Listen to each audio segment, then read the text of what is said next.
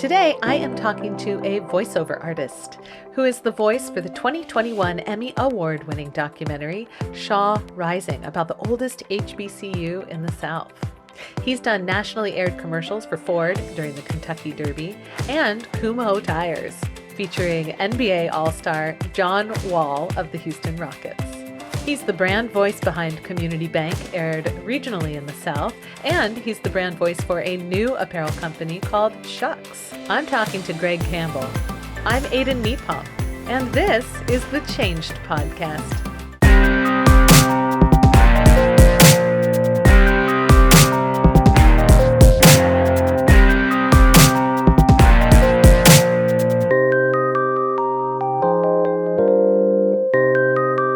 Greg, hello. Welcome to the Changed Podcast.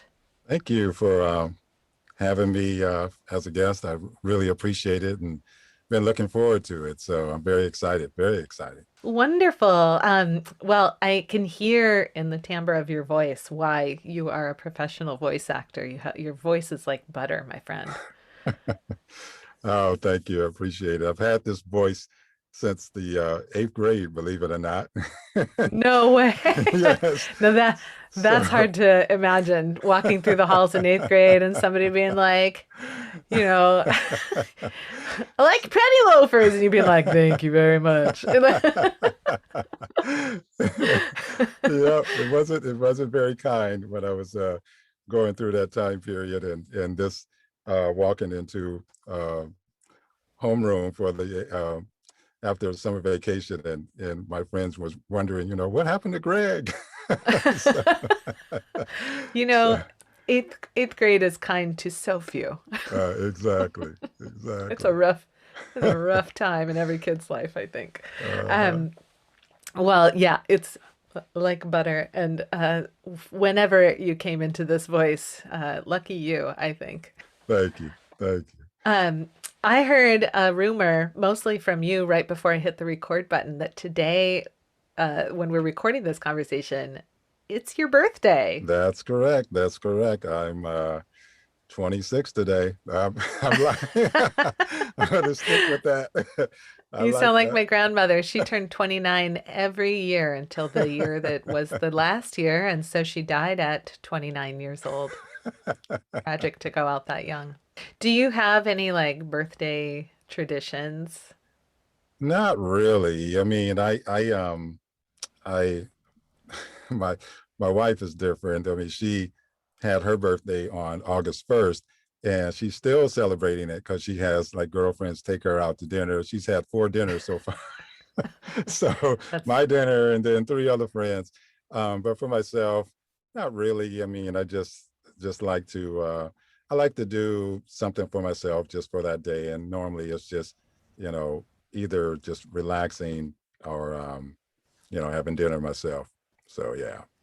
Yeah, that's funny. My husband has a summer birthday as well, and he's like super uninterested in making a big thing about his birthday. And I'm a person who likes to celebrate big and for a long time, Hmm. much like your wife. So I'm always like, what do you want to do for your birthday this year? And he's like, I don't. And I'm like, that's not an acceptable answer.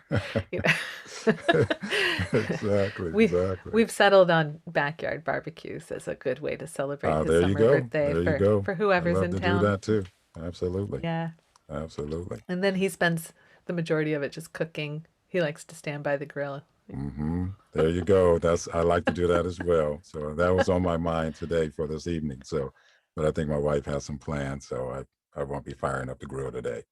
Well, Greg, I am curious. This podcast is all about, inspecting and understanding and diving deep into the idea of change. And I'm curious, when you hear the word change, when you think about change in your own life, what comes to mind? Like, what's your relationship with change? I think my relationship with change has always been, I've always done different things, and I've always tried to Mhm. change. Looking career wise, I'm reinventing myself actually by doing voiceovers, because I Oh, started out in broadcasting, doing news and sports, did some radio. um, and I did a morning show for radio, and um, and then I got away from TV and radio. I didn't think I ever do it again. And someone said to me, you know, you have a nice voice. Have you ever thought about doing audiobooks? And I was just like, I've never read an audiobook or anything like that. So I thought it would be great to try something different. And I tried this. I've been doing it for about 5 years and I love it. So for me, I'm always been welcome to doing things differently and doing, you know, Hmm. change means to me it's always something better down the road, something good on the way, you know. So for me, it's always been like that. Oh, I love that. That there's always something good coming down the road is a really lovely way to think about it. Whether Mm-hmm. it's you going for something or on the other side of something that may be less exciting or desirable, there's something good coming down the road. What a nice mantra. Mm-hmm. And I'm curious if you have a favorite book that you've voiced. Actually, I'm working on one right now, and it's a very good book, and it's written by a childhood friend who Oh, went on to be a writer for our hometown paper, and it's called Motown Man. And oh.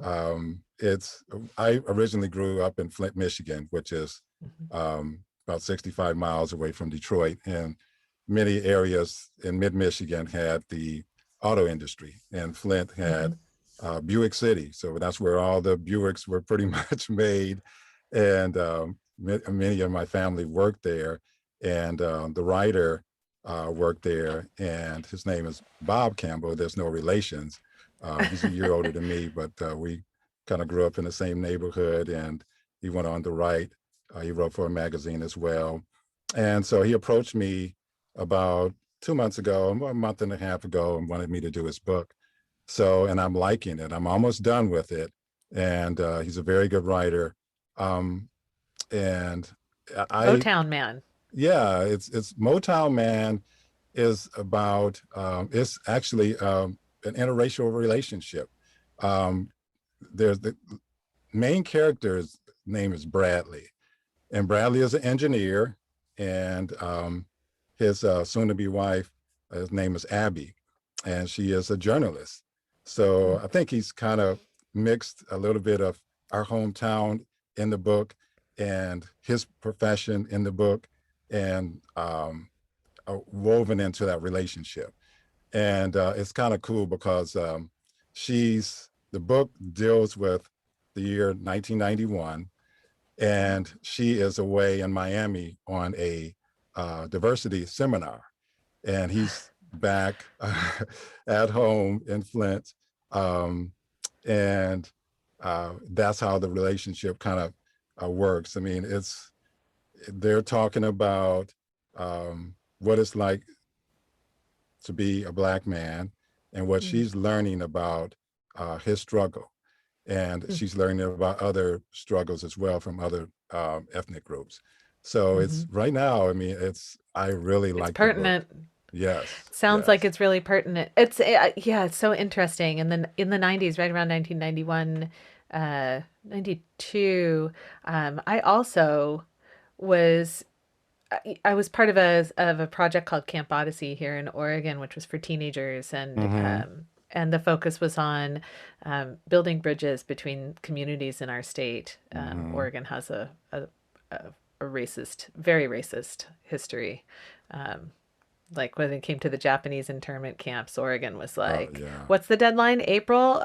We can beat that. We'll round Mm-hmm. everybody up in February." I mean, it Oh was wow. like our state has a really troubled past, and in the 90s there was a really big effort to work with young people to try and um, to build those bridges so that we could move forward as a state. Mm-hmm. And and I think it's interesting now. All week long I've been leading diversity, equity, and inclusion trainings for companies, and actually for the last 3 weeks. And it's just interesting to me that it's all coming back around. It's like Mm-hmm. this idea that we did it in the 90s and then we were done. We were like, look how look how tolerant we are. Tolerant was the word Right, of right, the hour. right. And now it's come back around. We're like, no, tolerant is the wrong effort here. Yeah. Community is the right effort. Belonging. We Hmm. want belonging. What, in reading this book set in the 90s and reflecting on modern day, it's Hmm. clear that there's a connection there. But what are your thoughts about the changes or the need for change um, from, yeah, Well, I what's the, think there's been some changes. Unfortunately, when there is change, there seem to be backlash too mm-hmm. often. That's a part of the process, but I think it's since 1991. Yeah, there's been, you know, I didn't think we'll have our first black president in my lifetime, and that's happened. Um, Yeah. so from 1991, if someone was to tell me that, a decade from now, we are going to have our first African American president or president of color, I would have been like, yeah, sure, right. I didn't, that was something I really didn't think I would see in my lifetime, maybe my children's.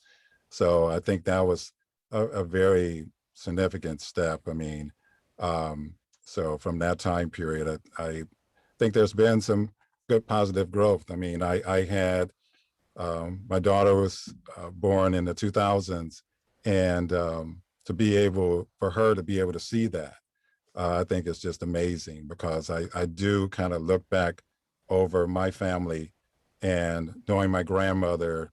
Um, I don't want to totally give my age away, but my grandmother was a big. Um, I mean, she was in my life and till I was 16, and she passed away. And think about the progress that was made from the Mm. time that she was my daughter's age to now. That's something I share with my daughter, and so it's been great. It's been great, and from that time frame to now, but there's still, we still got a ways to go. Absolutely. Thank you for sharing that Mm-hmm. perspective. Yeah. I, yeah, the pace at which life shifts and changes is always so striking to me. Yes, absolutely. Whether it's the way we view certain policies in politics, or whether it's technology Mm-hmm. advances, Mm-hmm. um, it's just the pace at which these things change seems so quick, and it's fascinating to me. I come from a background of studying history, Oh, and but yes. like ancient history, not ancient history, but Okay. old Europe, Mm-hmm. and hundreds of years where things kind of stayed the same. Yeah. And then you'd have some big event that would change everything. Mm-hmm. And then now it's like every year, change, Yes. change, change. Yes. It's like we're ratcheting Yes. up our change muscles. Right. It's important. It's very important. Um, that's how you grow. I mean, I think that I think that one of the biggest things with change is fear. I think people, um, live too much in fear a little bit. I think um, there's a lot of things that's scary out there that can scare you, but Yeah. I've always challenged myself and just tried to just keep going, keep moving, and just allow change to come. You got to embrace it. It comes. Some things you can't control. It's part of Yeah. not being able to control it. But you know, you look at your experiences and you see, well, I'm better for it. I'm glad I try to have an open mind and live my life that way. Absolutely. Yeah. I always think of the book Dune. Fear is the mind killer. Mm-hmm. Um, what do you tell your daughter about these things as she I, moves through the world? yeah, I mean, I tell her that I try to educate her on history because that's what my grandmother did for me. I mean, she talked to me a lot about her experience. She Mm, grew up in Alabama, and then she moved to Michigan.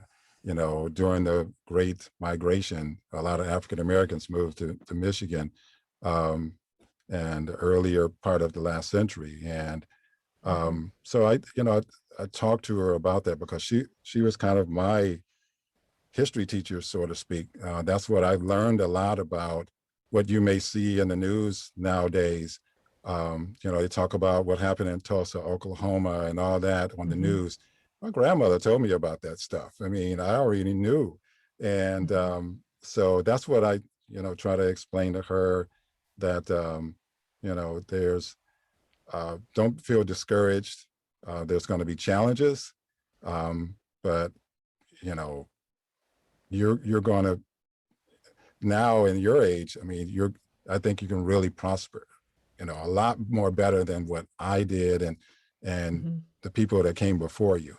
So, and I think she understands that and appreciates that. And, you just have to explain that to her, that there's going to be some struggles, but just keep, keep your head up and keep moving forward. I'm a big believer in storytelling as a method for teaching, as a method for exploring ideas. It's the Mm-hmm. root for this show, and I love this image that came to mind of you sitting with your grandmother and listening to her telling a story as Mm-hmm. a way of teaching you important history. Um, Absolutely. I one of my biggest regrets in life is that I didn't record all of my grandmother's stories. Yeah, Um, you know, absolutely. it was Absolutely. before I owned recording stuff.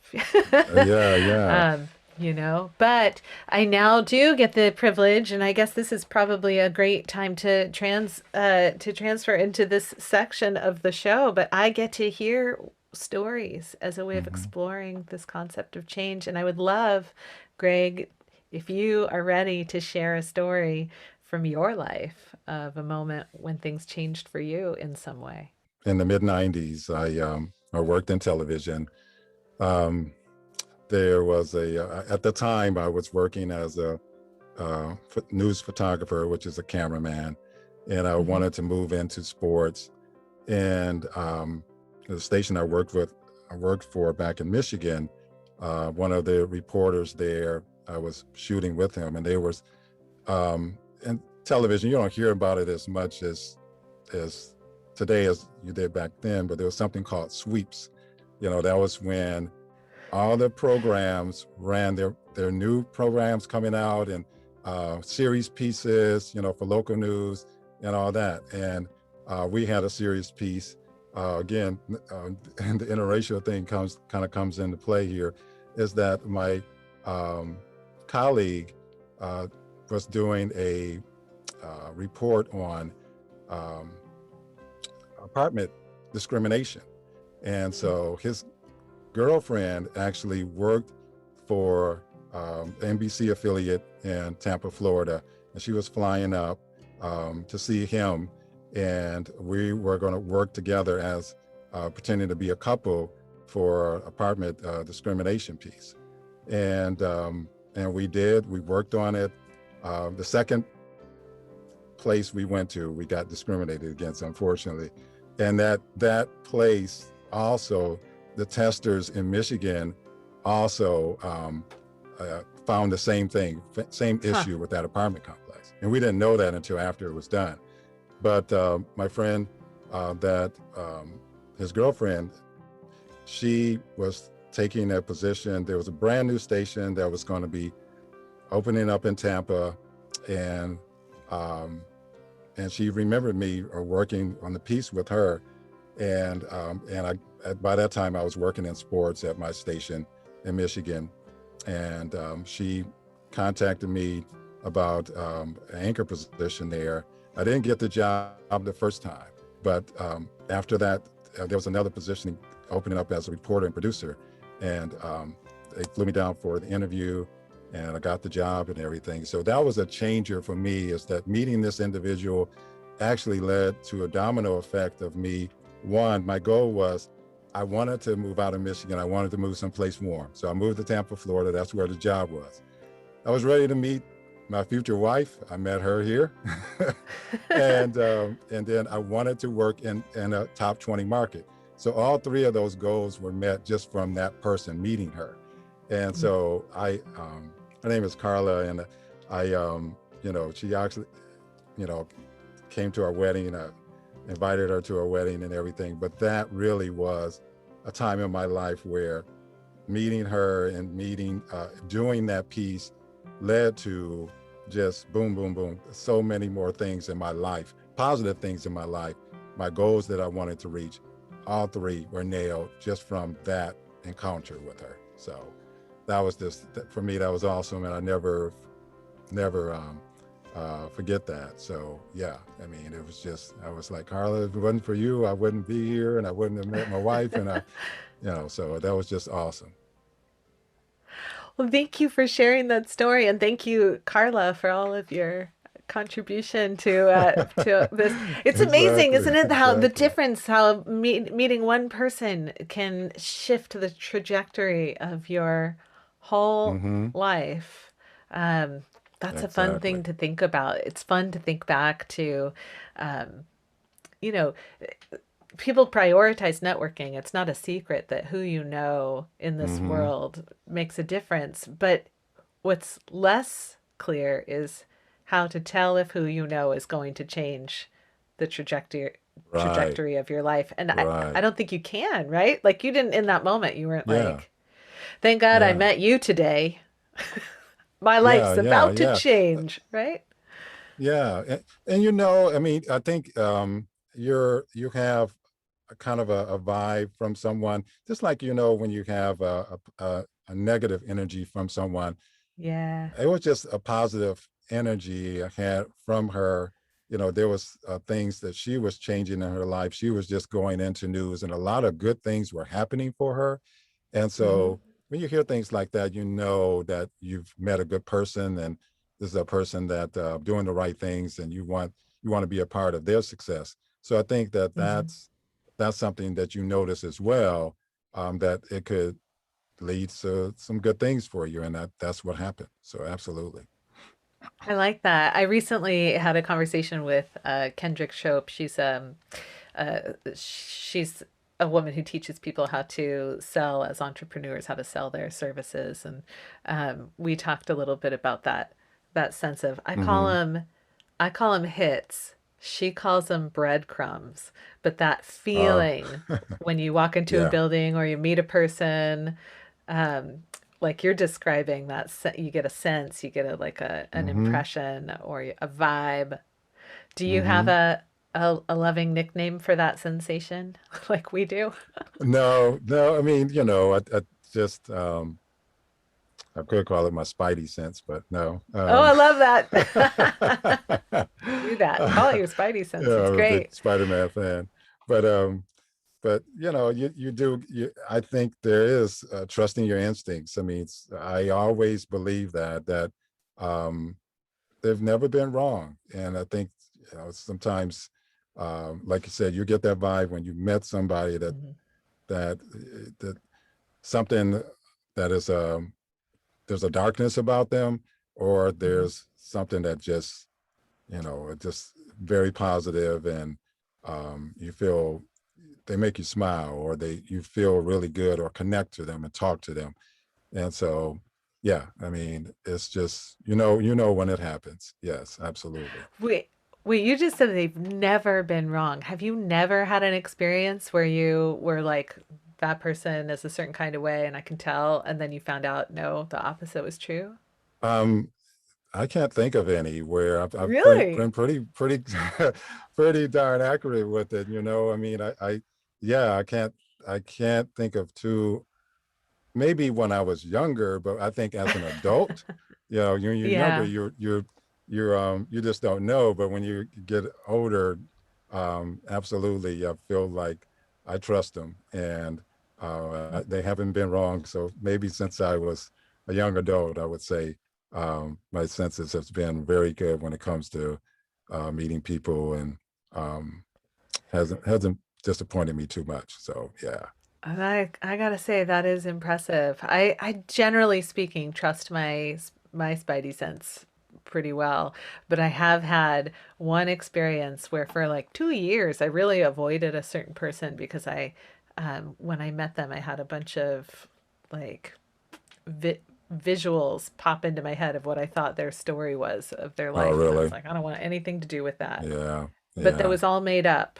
yeah, None of it was yeah, true. yeah. And eventually, because we're both performers and we would do shows together, and it's hard to avoid each other in Mm-hmm. the rehearsal process. Eventually, we did have some conversations with each other, and I Mm-hmm. discovered how Mm-hmm. wrong I was. And this is one of my favorite people now. Oh, So really?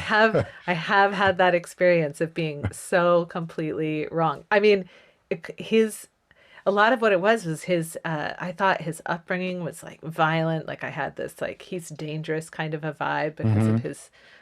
his manner of speech. And it turns out he had grown up with a really similar upbringing to me, with a like meditation filled, hippie loving kind Oh, of really? modern, new Wow. agey upbringing. Yeah, he couldn't have been more different than what I thought. He was Wow. really a total pacifist. I mean, it was fascinating. He just had really good diction.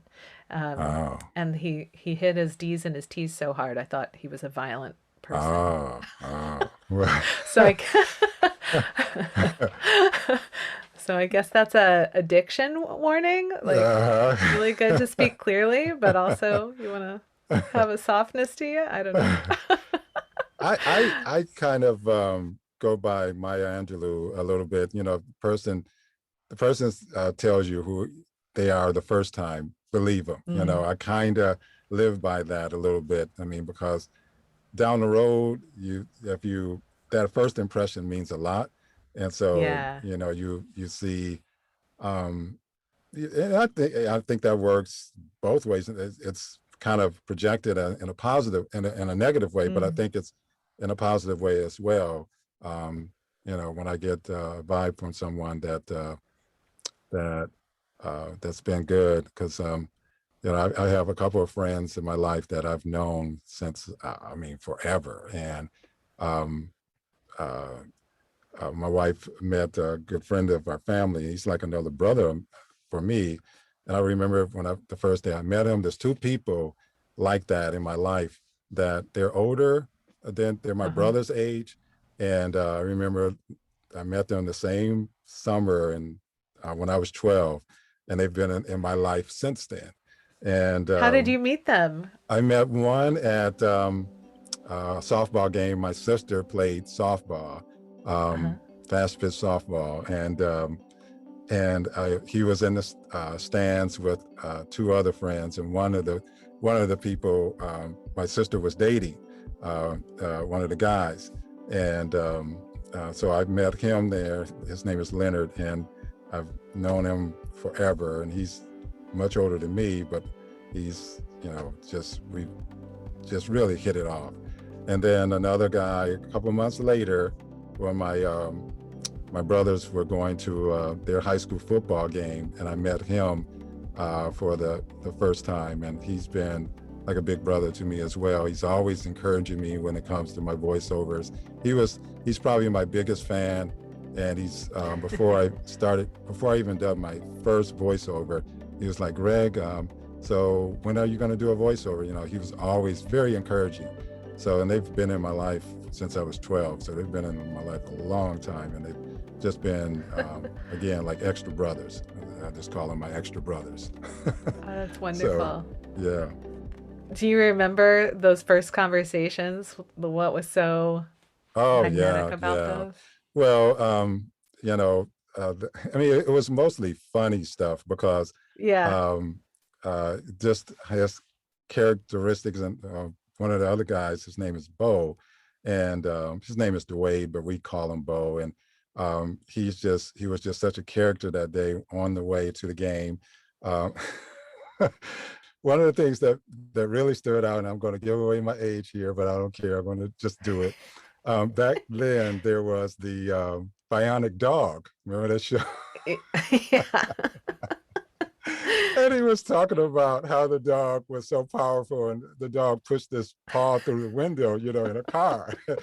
And just him talking about that, just, I mean, it had me cracking up. I mean, we were going on the way to the game, and he was talking about that. So I never forgot that. And then the other buddy, Leonard, I mean, they were just you know, talking about the game and stuff. And one of one of the buddies that was there, he was giving my older brother a hard time in the stands. And so that's what I just remember Leonard from. Leonard wasn't doing it, but those are the things that stand out when I first met both of those guys. But yeah, the bionic dog thing, we were driving in the car, and he he was talking about that story, about that, the previews of it. It hadn't debuted yet, but that's what he was talking about, and he just had me cracking up, and so yeah, That's amazing. yeah. Those shows were so fun. Uh-huh. Well, how would your life be different if you hadn't met those guys? Um, well, I think that it's just good to have good people. I mean, it's it's rare when you meet good people, and you just want them to be a part of your life. Hmm. And they were always positive, always treating me in a way like a little brother, but and taking care of me in that way, in that regard as well. So I think that they sometimes when a person is older than you can kind of see how you want to be treated.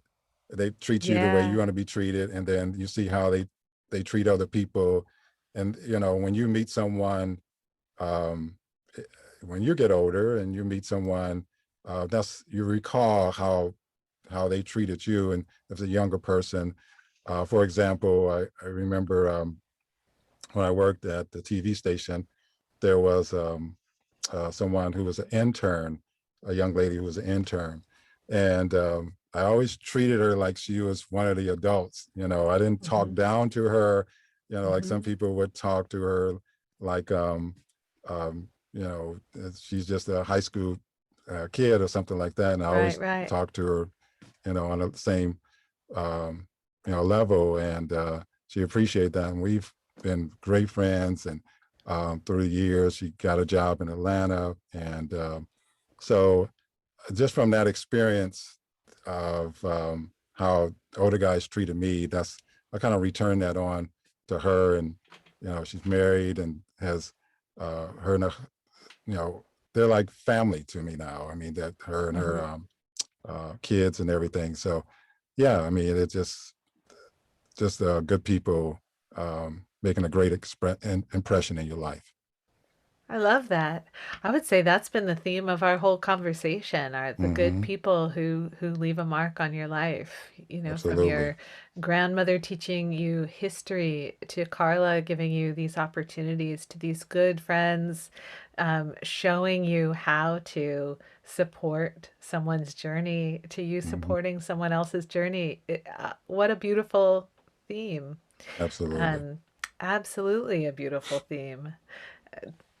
It's interesting. One of the things that we'll often do when we're leading these um, diversity, equity, and inclusion um, experiences is we'll start with a story circle around the word belonging, and we just ask people to share a story from a moment in their life when they felt like they really belonged.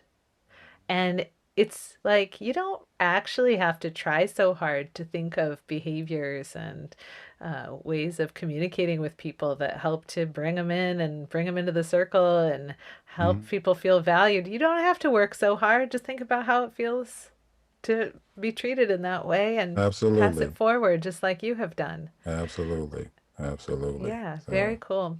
yeah. Well, Greg, I've really enjoyed this conversation. Yeah. I feel so smiley. I'm just thinking about all of the wonderful people in my own life. I feel like I want to call them up and thank them for all their contributions. But I'll start by saying thank you. Is there Oh, no problem. anything Thank you. is there anything else that you'd like to share before we say farewell? Any final thoughts or thoughts that have popped into mind as we've talked about these themes? No, I mean, I just really enjoyed the conversation as well.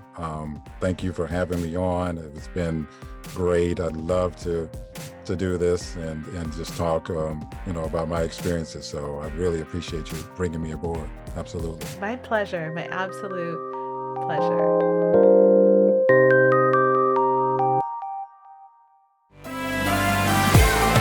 As we continue digging into what change really means through the stories that come to this show, that come through this show, I really love what Greg's stories bring to the conversation. The people. My dad used to say, it doesn't matter what you know, it matters who you know. And while I'd argue, like many of you, that it does matter what you know, he's not wrong. It's good to acknowledge what a difference people make in our lives. From family to friends to foes, the people and relationships in our lives teach us, inspire us, shape us, and give us opportunities we might not otherwise have. I want to hear from you. Have thoughts, feelings, sarcastic remarks, or a story to share based on listening to this episode? Help me keep the conversation going. Join the Facebook group, www.facebook.com/groups/ChangeHub. I'd like to thank you for the opportunity to reach out as a person to you, the people listening. Thank you for listening to the Changed podcast. Special thanks go to my family for their love, support, and patience. To all of the amazing Changed Podcast Patreon page members who I couldn't do this without. The Art of Change Skills for Life and Patreon member producer, Dr. Rick Hirschner. If you got something out of this conversation, please help us spread the word. It really does make a difference. I'm Ada Nepom, and I wish you the kind of experiences in life you're excited to tell stories about.